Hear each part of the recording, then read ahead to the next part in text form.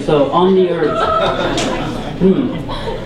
Since the going was good, since the ball was red, since the fence was white, since the suburbs were the suburbs, since the suburbs were rectangular, since they were quantitative, since they were alignable, we fled into their box geometry. Our minds were already Euclideanized before we settled into the comforting blue emanations produced by our houses. The politics that emerged from these spaces tore down complex, gorgeous labyrinths and intricate synesthetic structures. New dimensions receded into simpler forms. Tentative socio-political frameworks collapsed and vanished into void space, leaving behind flattened monocultures.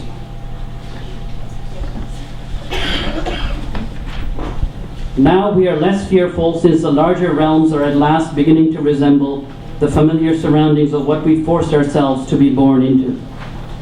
Thank you.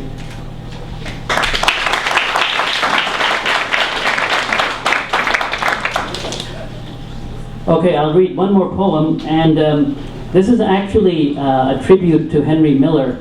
It does contain some quite explicit language, but you know, this reading, of course, in a way, it's a sort of a feminist intervention because this is a strip club, but at the same time, there's also a Dionysian element, you know, because for a long time, poets and pleasure houses were intricately linked.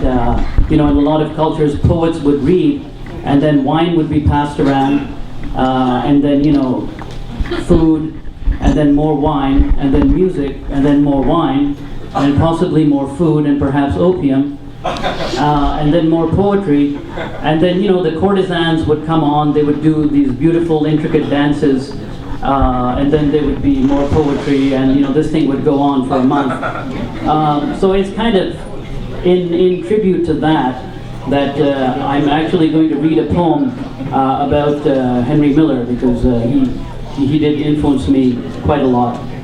So anyway, so here it is. Conche, oh wait.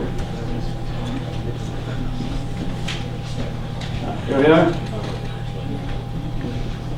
Conche Tabuela, your grandmother's cunt, said Henry Miller when he came to Paris, and 10,000 legs opened to receive his prick, mythically stiff as an American flagpole. La conche de tu abuela, said Henry Miller when he visited Spain and Greece, and the Colossus of Marusi stood at attention. Conche abuela, your grandmother's cunt, said Henry Miller at End of Land, California. And the froth of Big Sur, the foam of Big Sur merged with his surging froth. His glissando oozings in sometimes staccato spurts over the page eased difficult passages for later writers such as I, who were able to see people and places through his ecstatically lubricated eyes.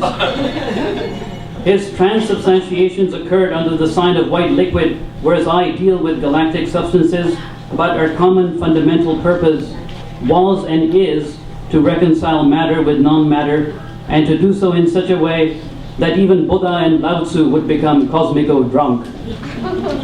Thank you. And